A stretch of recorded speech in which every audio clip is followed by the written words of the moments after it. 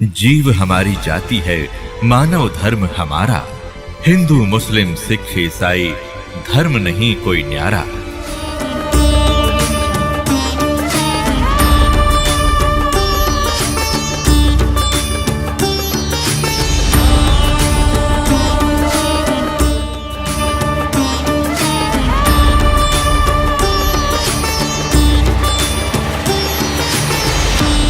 तो श्रीमद् भगवद गीता में आपको दिखाते हैं तत्वदर्शी संत की पहचान।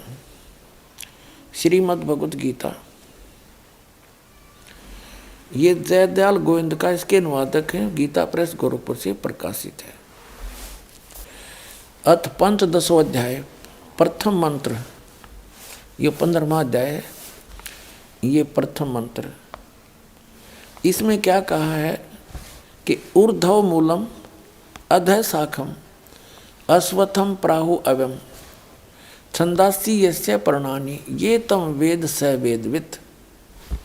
इसका अर्थ है ऊर्ध्व माने ऊपर को, मूल माने जड़ वाला, अधः माने नीचे को, शाखम माने शाखा वाला, अश्वत्थम माने पीपल का वृक्ष, प्राहु माने कहा जाता है ये अव्यय है, अविनाशी।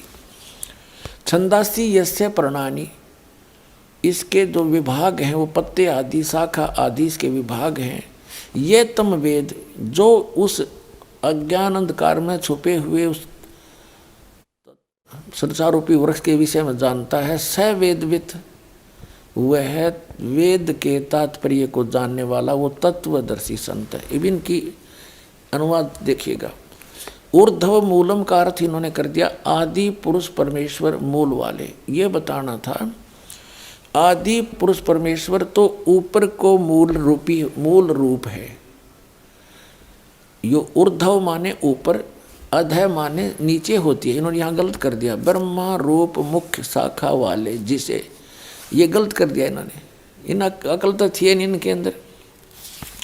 ये देखो इसके साथ में दूसरे श्लोक में अधः माने, अधः 2 बार है, अधः अधः।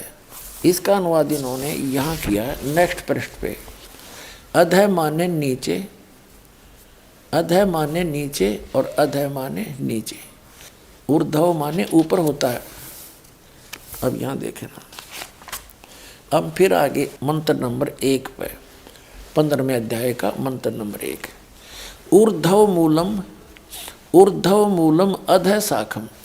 ये कहना था कि ऊपर को जड़, मूल माने जड़, ऊपर को जड़ वादि पुरुष परमेश्वर समझो, और अधः शाखम ये नीचे को शाखा वाला, ये संसार रूपी पीपल के वृक्ष को अविनाशी कहते हैं। वेद ये छंद कह दिया, वेद नहीं, ये जो नीचे शाखा और पत्ते रूपी जो विभाग हैं, छंद माने विभाग, उसके खंड जिसके पत्ते हैं कहे गए हैं, उस संसार रूप वृक्ष को जो पुरुष मूल सहित जानता है, जड़ से लेकर पत्तों तक बता देगा। वेद माने जानता है, स वेदवित्, स माने वह है, वेदवित् माने वेद के तात्पर्य को जानने वाला है।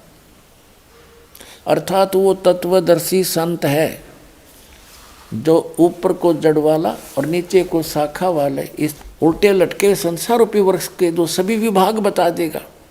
स वेदवित्, वो तत्वदर्शी संत है। अब वो स्वयं परमात्मा आते हैं ऋग्वेद मंडल नंबर 9 सूक्त नंबर 86 मंत्र 26 और 27 में। ऋग्वेद मंडल नंबर 9 सूक्त 82 मंत्र 1, 2, 3 में। ऋग्वेद मंडल नंबर 9 सूक्त 54 मंत्र 3 में। ऋग्वेद मंडल नंबर 9 सूक्त 96 के मंत्र नंबर 16 से लेकर 20 में। ऋग्वेद मंडल नंबर 9 सूक्त 94 के मंत्र नंबर 1 में। ऋग्वेद मंडल नंबर 9 सूक्त 95 के मंत्र नंबर 2 में। ऋग्वेद मंडल नंबर 9 सूक्त 20 मंत्र 1 में। ऋग्वेद मंडल नंबर 9 सूक्त नंबर 1 मंत्र नंबर 8 और 9 में। और भी अनेक स्थानों पर ये प्रमाणित किया गया है कि वो सच्चिदानंद घन ब्रह्म यानी पूर्ण परमात्मा अल्लाहु अकबर, वो ऊपर के लोक में रहता है, सब भुवनों के ऊपर, सब ब्रह्मांडों के ऊपरी अरस कुरस पर अलह तकत है, सबसे ऊपर के लोक में रहता है। और वहाँ मनुष्य दृश्य है, मनुष्य जैसा उसका आकार है। और वहाँ से गति करके आता है, वहाँ से चलकर आता है, सशरीर आता है मनुष्य दृश्य। और यहाँ आकर के अपने यथार्थ ज्ञान को पुण्यात्माओं तक पहुँचाता है, उनको सुनाता है। तो उस अल्लाह अकबर ने, उस बड़े भगवान ने, उस कादिर मालिक ने, उस परम अक्षर ब्रह्म ने अपने द्वारा रची हुई सृष्टि का ज्ञान स्वयं ही आकर बताना पड़ा। और तो जान कैसे सकते?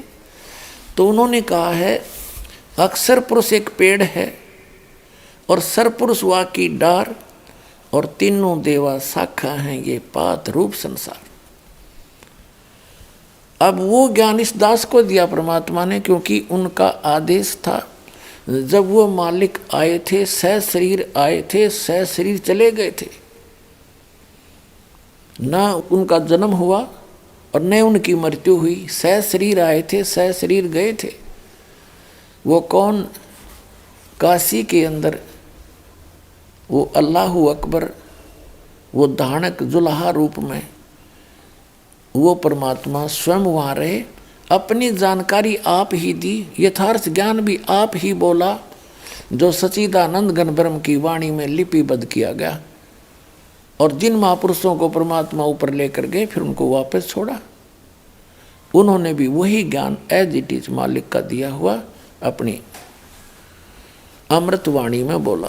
तो इससे क्या स्पष्ट हुआ कि ऊपर को जड़ वाला, ऊपर को जड़ मूल मालिक है और नीचे को तीनों गुण रूपी शाखा वाला, ये उल्टा लटका हुआ संसार रूपी वृक्ष है।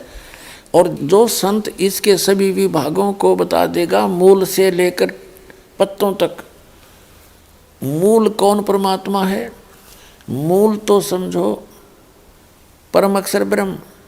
गीता अध्याय नंबर 15 के श्लोक नंबर 16 और 17 में तीन परमात्माओं की जानकारी है, तीन पुरुषों की। पुरुष माने प्रभु, एक सरपुरुष, एक अक्षर पुरुष और तीसरा परम अक्षर पुरुष। परम अक्षर ब्रह्म कहो, सर ब्रह्म कहो, सर पुरुष कहो, अक्षर पुरुष कहो, अक्षर ब्रह्म कहो, परम अक्षर पुरुष कहो, परम अक्षर ब्रह्म कहो, उसको अल्लाह ताला कहो, उसको अल्लाह अकबर कहो, परम अक्षर ब्रह्म कहो, और उसको सत्य पुरुष कहो, अविनाशी परमात्मा कहो। उस एक ही परमात्मा के पर्यायवाची शब्द है सरपुरुष और सरब्रह्म और ज्योत स्वरूपी निरंजन काल, ये इस काल ब्रह्म के पर्यायवाची शब्द हैं।